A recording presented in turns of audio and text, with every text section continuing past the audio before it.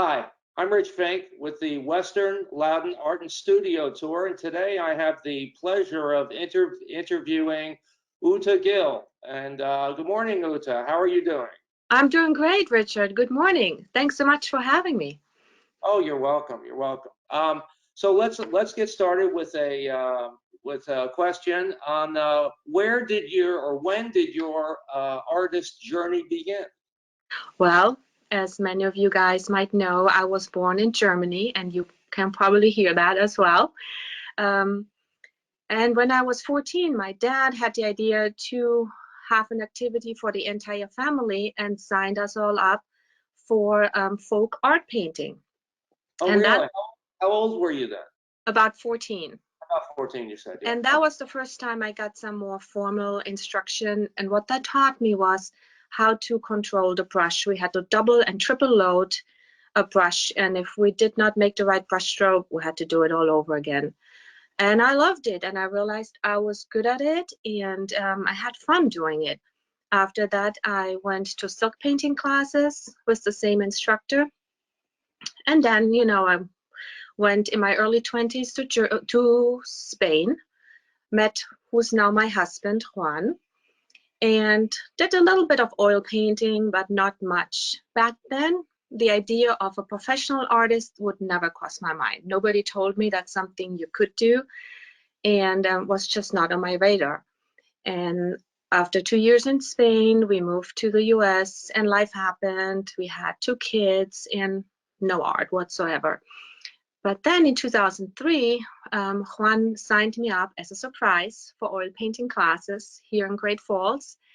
And ever since, I started to paint more and more and more, and love it, and have never looked back.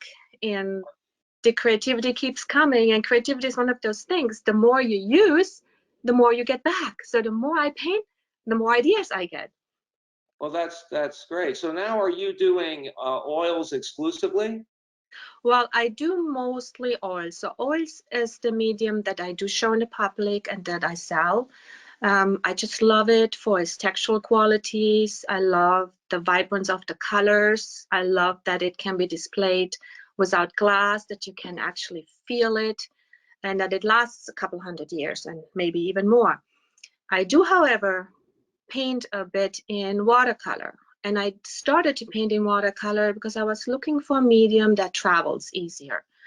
My husband Juan, he retired a year ago, and we plan to travel a bit more, and oil painting is just very difficult to paint with. So yeah, maybe in the future I will have a few watercolor paintings to show. The palette of watercolors is much smaller, right? Yes, yes, it is. And the equipment is so much smaller. I can fit everything in a purse. And we do travel with a carry-on. We're very light travelers, so oil paint would not work for us. No, right. So most of the art I've seen of yours has been the subject matter has been animals. Is that Yes, typically what your favorite subject is? it is one of my favorite subjects. It is a very challenging subject, and I do like challenges. Um, and the more I painted it, the better I became with painting furs and feathers. And when we become good at something, we tend to love what we do. Let's see if we can bring up the screen with the three works of art of yours, and we can talk a little about that. Is that okay? That's fine. Yeah. Oh, great. So,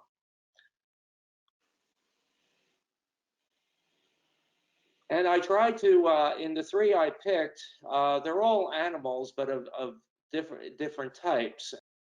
What made you happiest when you Okay. finished one of these? Great question, Richard. When I'm, as an artist, look at a painting, I do not only see the result, I see the whole process, I see the struggle, I see the inspiration, I see what made me want to paint this.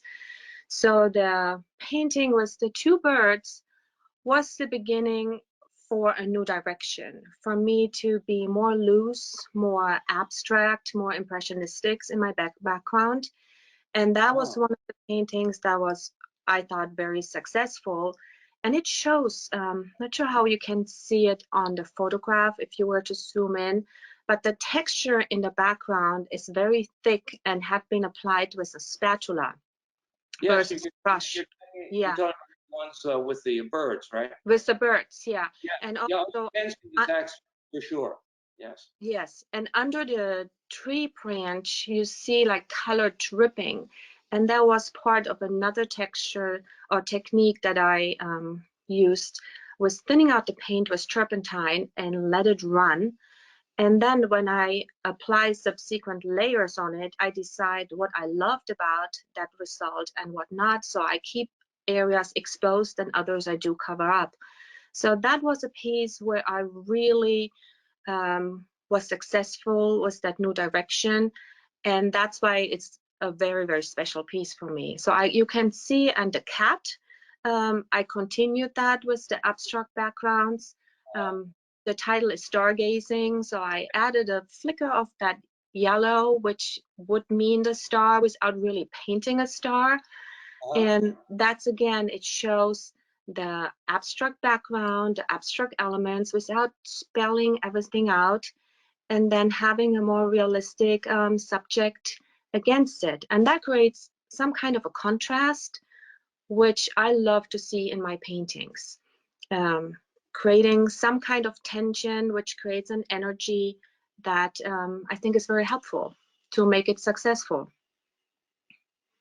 Yeah, like I have seen your paintings over the last few years, and yes, like if you look at the pigs one, which is called Buddies, at that point in time, you were using relatively solid color backgrounds and offsetting your subjects. And I have always liked these two pigs. I think it isn't just that they're pigs and that it's well painted, but the expressions, Yeah. that came through on this. So in going through working with the backgrounds, when did you start deciding I'm going to make these changes? When did you start making that change? It started about 2 years ago, and it has really? been a lengthy progress with lots of trial and errors.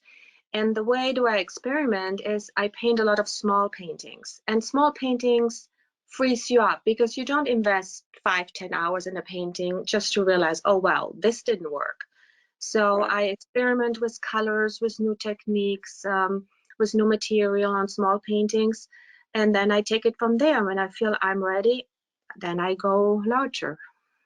Oh, okay. So, yeah. So they are almost a snapshot for you to the smaller ones to work out where you want things and the type of colors you might use. Am I getting that right? Yeah, absolutely. It is a wonderful tool to work out problems ahead of time. If I would paint a bird that I hadn't painted before, just to get familiar with the bird, I definitely would go small first to work different color combinations. All those problems can be worked out in small, and then once I paint the large paintings, I don't have the problem anymore. I know exactly what color I'm going to use. It doesn't mean I don't run into problems with a large painting, but it's less than I would be otherwise. Now, do you use photographs, like if you go out and you see something that inspires you, do you use photographs, or do you do that with also plein air, or where do you get Yeah, started? Is what yeah, I'm asking. great question. It depends on the subject. I do use photographs. However, I do prefer to paint from life. I don't think there is a substitute for painting from life. It just teaches you a lot more. It is difficult. So landscapes, for example, I would paint plein air. I do belong to the Loudon Sketch Club, and it's a wonderful club who organizes paint outs weekly. Right now, we're going to be on hold probably a little bit with the pandemic, but we will go out weekly to private and public properties and paint together. And yeah, then with still lifes, I would also paint from life. I would go buy flowers or would buy the fruit or vegetables, whatever I decide to paint, set it up in front of me and paint from life. Now the animals and the birds, that's different. I do paint from photographs, but I learned to interpret the photographs. So what I mean by that, the photograph doesn't always tell you the truth. The colors would not be exactly how they are in real life, especially the darks and lights. You get those black spots and dark shadows that really not like that. So I learned to adjust to paint from photographs, and it is a great tool for me to get the drawing right. But the more I advance with my painting, the less I look at the photograph. So there comes a point I would actually put it away and look at my painting and say, okay, there's a painting. What does this painting need? Are my colors pleasing? Is the composition right? It is not an accurate representation of every little thing that you can see in the photograph. For me, that would not make a pleasing painting. So at that point, I would probably paint a bit intuitively and add and subtract things that I feel are just right for the painting. So yeah, I use both. Real life and photographs. That's good. That's good. Um, so, is there anything else that we haven't, touched upon that about your art that you would like to mention?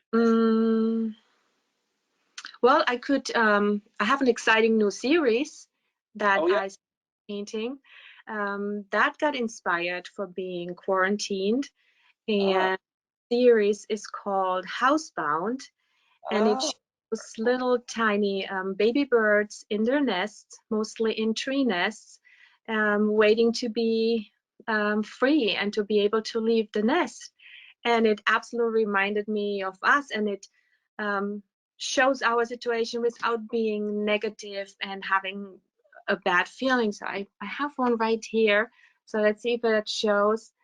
It's a two little woodpecker chicks just sitting in their nest and looking out. It feels like us, maybe, or a lot of people who live in apartments looking out the window and waiting to be able to go out.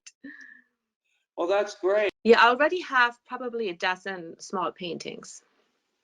Oh, it doesn't. Oh, okay, Yeah. good, good, Yeah. excellent. Well, one thing I would like you to do before we leave is tell me, how can art lovers and patrons, especially in this time of the crisis, the virus, when they see stuff that they want and they want to see your collections and whatever, how can they contact you, and how can they buy directly from you online? So if you could Yes. give an idea of your connections in that area, I think it would be Yeah. very helpful to art lovers. Yeah. Yeah, you're right. Things have changed. I had my home studio always open for visitors, which I can't do right now anymore. I do, however, do front porch pickup. But all my small paintings, the size that I just showed you, they're all in an online gallery. It is called dailypaintworks.com. It's the same price that I have from the studio, free shipping. So I make it really easy for people to buy the small ones. To see my newest paintings in Facebook, it's Paintings by Ute Gil. I'm also on Instagram. It would be Ute Gil Art. And I also have a monthly newsletter where Oh, I show select new paintings and give first dibs to my newsletter subscribers. And the link to sign up to my newsletter is on my website, utegil.com. okay, great. Well, it's been wonderful talking to you, and I'm looking very much forward to seeing the new collection. Oh, Uh, wonderful. I would love to show it to you. well, I would love to go to your house and see it, but not quite. Well, most of them are online on Daily Paintworks, Well, so that's a good thing. Yeah. I will definitely take a look at that. Well, Ute, thank you so much for allowing us to interview you, and I hope that you have a wonderful day. Oh yeah, thank you so much. Thanks everybody for listening to the interview. Stay safe, stay healthy, and we'll see you when all this is over. Thank you. Great. Take care. Bye.